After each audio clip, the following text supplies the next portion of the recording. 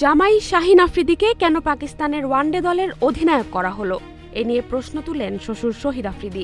Video বার্তায় সরাসরি Pakistan cricket বোর্ডকে উদ্দেশ্য করে আফ্রিদি বলেন, নির্বাচকেরা নাকি বুঝতেই পারছে না কোন ফরম্যাটে কাকে নেতৃত্ব দেওয়া উচিত।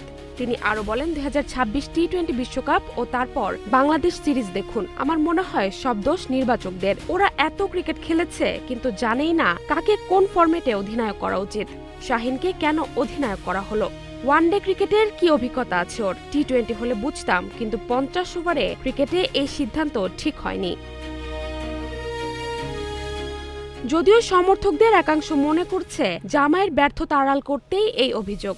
জীবন অবাক না করলে কে করবে? 28% মিল্ক ফ্যাটের অবাক করার সাথে ফ্রেশ মিল্ক পাউডার। জীবন অবাক করুক প্রতিদিন। এদিকে পাকিস্তানের প্রাক্তন অধিনায়ক বলেন, দলের খোলন লচে বদলাতে গিয়ে অনেক ভুল হয়েছে। টি-20 ভালো খেলতে না পারলেও একদিনের দলে খেলার যোগ্য বেশ কয়েকজন সিনিয়র ক্রিকেটারকে নেওয়া হয়নি, অথচ ওরা এই দলে খেলার যোগ্য। তার বদলে এমন কিছু তরুণকে নেওয়া হয়েছে যাদের ঘরোয়া ক্রিকেট খেলার তেমন অভিজ্ঞতাও নেই। তারা সরাসরি পাকিস্তান দলে চলে এসেছে।